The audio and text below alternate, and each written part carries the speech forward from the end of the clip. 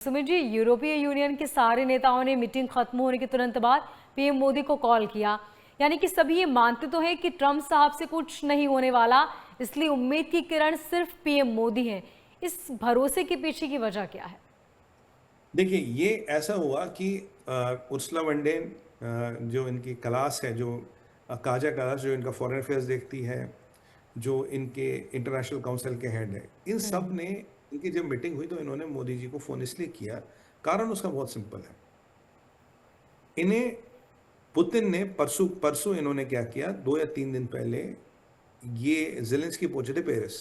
Paris में उन्होंने Macron साहब के से, मैं संक्षिप्त में बोलता हूँ कि कल ये बात हुई थी, तो जी। उन्होंने एक प्रेस कॉन्फ्रेंस की। प्रेस कॉन्फ्रेंस में उन्होंने बोला कि भाई ऐसा है कि हम ज़ेलेंस्की को एयर डिफेंस वगैरह दे रहे हैं और हमने सिक्योरिटी का मसौदा तैयार किया है, हमारे जनरल इसको देख रहे हैं और अब इसकी जो सरकारों पे जाएगा फिर आगे की प्रतिक्रिया होगी। मतलब जो security guarantee, so called security guarantee, 26 लोग इसमें शामिल हैं। ठीक है जी।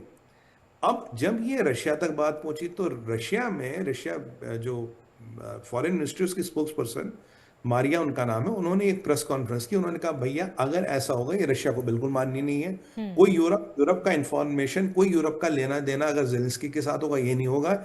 ये हम इस्तांबुल में कन्वे कर चुके हैं, इस्तांबुल में हमने बता दिया था। फिर लावरोव साहब ने इसको रिपीट किया, जो हमने आपके शो पे कवर किया।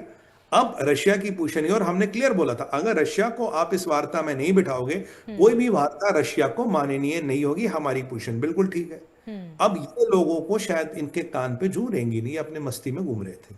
फिर व्लादिमीर पुतिन का स्टेटमेंट आया, बोलता भाई एक बात सुनो, सबसे बड़ी चेतावनी, सबसे बड़ी डायरेक्ट धमकी।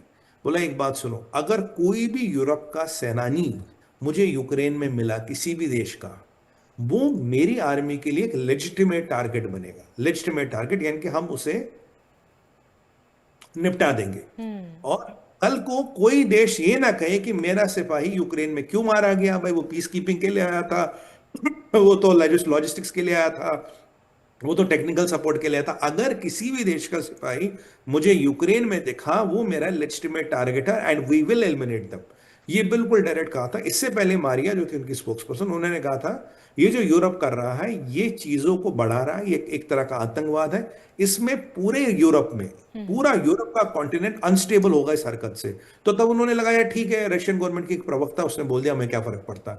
जब पुतिन ने ये डायरेक्ट धमकी नहीं डाली तो अभी परिस्थिति ये है, 26 में से 2 लोगों ने कंफर्म किया था हम सेना भेजेंगे, वो है यूके और आपका फ्रांस। बाकी 24 के द्वारा घुटने काम गए और इनके भी कब तक खड़े रहेंगे मुझे नहीं पता। और वो क्या गए, जो यूरोपियन यूनियन की हेड है वो मोदी जी के संपर्क में आ गई। बाकी लोग मोदी जी से बात करने लगे, साहब आप बात करो। याद कीजिए जो गाड़ी में बात हुई थी ना मोनिका जी, मैंने आपको कहा था जो पुतिन साहब की कार में बात हुई थी एससीओ में, जी। उसमें यूक्रेन जरूर डिस्कस हुआ कि उससे पहले जेलेंस्की का फोन आया था मोदी जी को।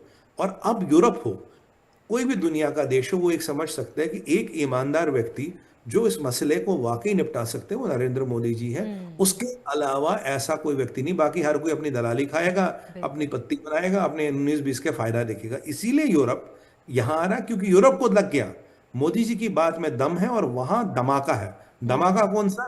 पुतिन छोड़ेगा नहीं। क्यों? पुतिन के पीछे अब रशिया आ गया, पुतिन के साथ अब नॉर्थ कोरिया खुल के आ गया मोनिका जी। हम्म। पुतिन पीछे 26 मुल्क आ गए। ये पूरा समूह अगर हम देखा जाए, ये नेटो से बड़ी शक्ति है। तो यूरोप को तो लगना यार हमें बल्ली का बकरा तो बनना नहीं। और अमेरिका की एक विशेषता है जी, मैं आपको बता दूं, इतिहास उठा के देखिए, अमेरिका ने कभी भी युद्ध अपनी जमीन पे तो लड़ा ही नहीं, किसी और की जमीन पे जाके लड़ते हैं, मरेंगे तो वो, बचेंगे तो वो। अब यूरोप को लग रहा है यार हमें यहाँ कब्रिस्तान थोड़ी बनना है, तो हमें भैया इस लफड़े में नहीं पड़ना। पहुंचो मोदी जी के शरण में, बोलो साहब बचा लो, कुछ कर लो साहब। आप आपकी पुतिन सुनते हैं, आपको पुतिन के मुंह पे भी बहुत कुछ बोल सकते हो, पुतिन आपकी बात नहीं टालेंगे। और हम्म। देखिए, हम वसुधैव कुटुंबकम वाले लोग हैं, हम सनातनी लोग हैं, हम ये उल्टे सीधे काम नहीं करते, हमारा धर्म इसकी इजाजत नहीं देता, ये दुनिया जानती है। बिल्कुल। और इसीलिए वो जो भरोसा हमारी सभ्यता लाती है, वो जो हमारी संस्कृति भरोसा लाती है, वो आज हमारा सबसे बड़ा गुडविल है। पैसे की ताकत तो आती जाती रहता है मोनिका जी, सभ्यता की ताकत, बिल्कुल। ये जो हजारों साल की सभ्यता की ताकत है, ये पैसे के परे है।